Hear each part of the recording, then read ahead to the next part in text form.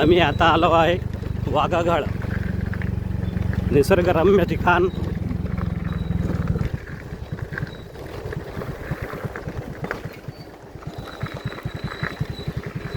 गुप्तेश्वर देवस्थान.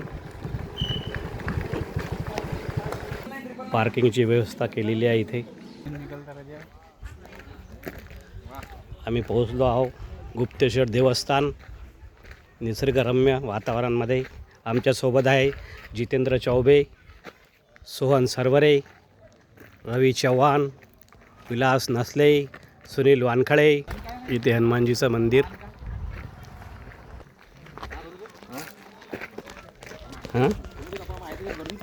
हो, वो एक पीछे लगते.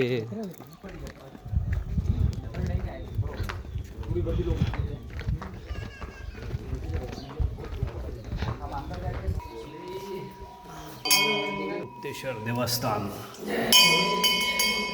हर हर महादेव. गुप्तेश्वर देवस्थान.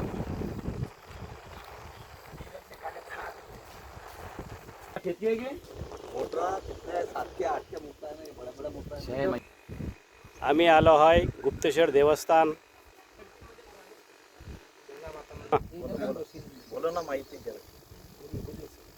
चालू आहे ना.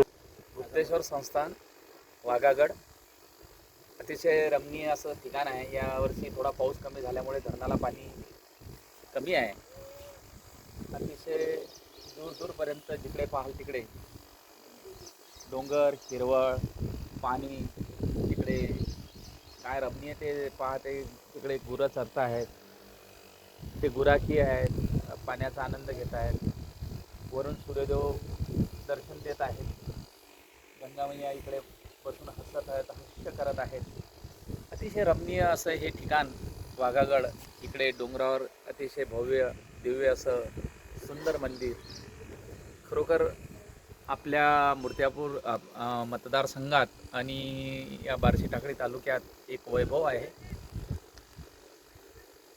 सर्वांनी या ठिकाणी येऊन दर्शन घ्यावं आणि एक दिवसभर इथे रमणीय असं ठिकाण आहे. इकडे महान धरण आहे. महान धरणाचं आपण सर्व पाहू शकतो. महान धरण तर वाघागड पाहू शकतो. आणि इथल्या सर्व नॅचर म्हणजे ज्याला आपण वनसंपदा म्हणतो, आणि सर्व ही नैसर्गिक संपदा आपण पाहू शकतो. डोळ्यात साठवून ठेवावा इतकं सुंदर हा परिसर आहे. त्यामुळे माझी विनंती राहील की आपण जरूर एक वेळा इकडे येऊन भेट द्यावी. धरणाला पाणी कमी असल्यामुळे तुम्ही पाहू शकत असाल तर मी तुम्हाला दाखवतो की कशा लहान लहान टेकड्या उघड्या पडलेल्या आहेत पहा. आणि त्याच्यावरची जी हिरवळ आहे खूप सुंदर दिसत आहे.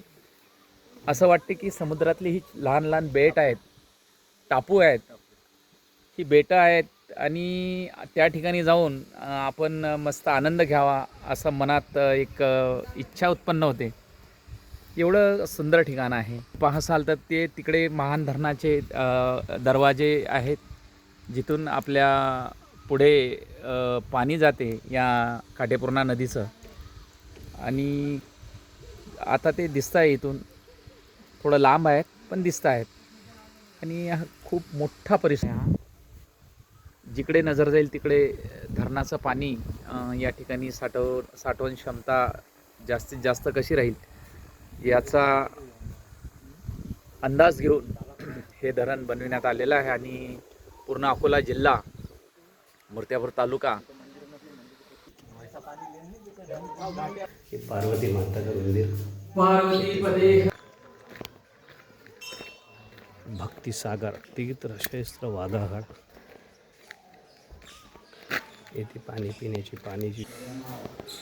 गुप्तेश्वर वाघागड. हे ईश्वरा प्रभू नारायण. हा विठ्ठल रुक्माई.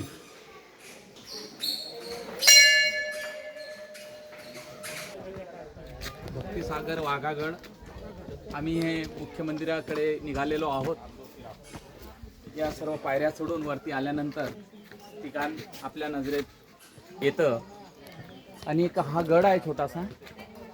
इकडे फूल वगैरे हिरवळ, गजानन महाराजांचा पाळणा असे सर्व आपण पाहू शकता. भव्य असा कळस आपल्याला मंदिराचा दिसतो आहे. लक्ष्मीनारायण मंदिर आहे. श्री संत दर्शन घेतल्यानंतर महालक्ष्मी मातेचं दर्शन करत आहोत. लक्ष्मीनारायण लक्ष्मी मातेचं लक्ष्मीनारायणाचं दर्शन. आणि आता आपण पुढे निघालेलो आहोत संत तुकाराम महाराज यांच्या दर्शनाला. छान आहे. तुळशी समोर एक भक्तिमय आणि पुरातन संस्कृतीचं हे जतन केलेलं आपल्याला आलेलो आहोत. जगद्गुरु श्री संत तुकाराम महाराज मंदिराकडे दुमंजिली असं हे मंदिर. खाली जगदीश महाराज समाधी स्थळ आहे जे ब्रह्मलीन झालेले आहेत. महान तपस्वी गुरुवर्य त्यांचं समाधी स्थळ खाली आहे. आणि जगद्गुरु संत तुकाराम महाराजांचं मूर्ती अशी जिवंत स्वरूपाची मूर्ती. असं वाटते की बाबा आपल्यासोबत आताच बोलतील आणि म्हणतील भक्तांना की सुखी राहा, आनंदी राहा. इतकी छान ही मूर्ती या ठिकाणी निर्माण केलेली आहे. यानंतर आता आम्ही वरती जगद्गुरु श्री संत तुकाराम महाराज यांच्या मंदिरात दर्शनाकरिता निघालेलो आहोत. अतिशय भव्य असं हे महाराजांचं स्थळ या ठिकाणी बनवण्यात आलेलं आहे. दिसत आहे आणि त्यांची गाथा देखील त्यांच्यासोबत आहे. भजनामध्ये तल्लीन झालेले संत तुकोबाराया प्रमाणे त्यांनी आपलं जीवन सार्थक केलं. तसं सर्वांचं जीवन सार्थक हो अशी त्यांच्या चरणी प्रार्थना करतो. आम्ही निघालेलो आहोत. गुप्तेश्वर महाराज श्री गजानन महाराज मंदिर गुप्तेश्वर देवस्थानमध्ये आपण आलेलो आहोत. गजानन महाराजच्या मंदिरात दर्शन घेतो. आता आलो आम्ही राम मंदिरात. गुप्त देवस्थान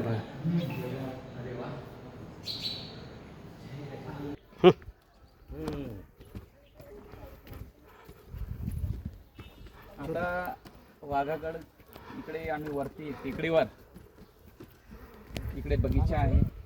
आणि मला वाटते हे काम नुकतंच आता या पायऱ्यांचं काम झालेलं आहे. याचा रखने पड़ता मनोकामना पूरी होती तो भी ऐसा बनाने पड़ता बोलते हैं.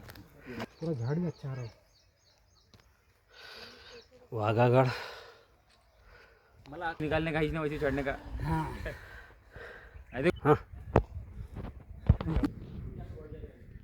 गुप्तेश्वर वाघागडच्या किल्ल्यावर या टेकडीवर आम्ही आलेलो आहोत. आणि तुम्ही समोर पाहत असाल हा महान धरणाचा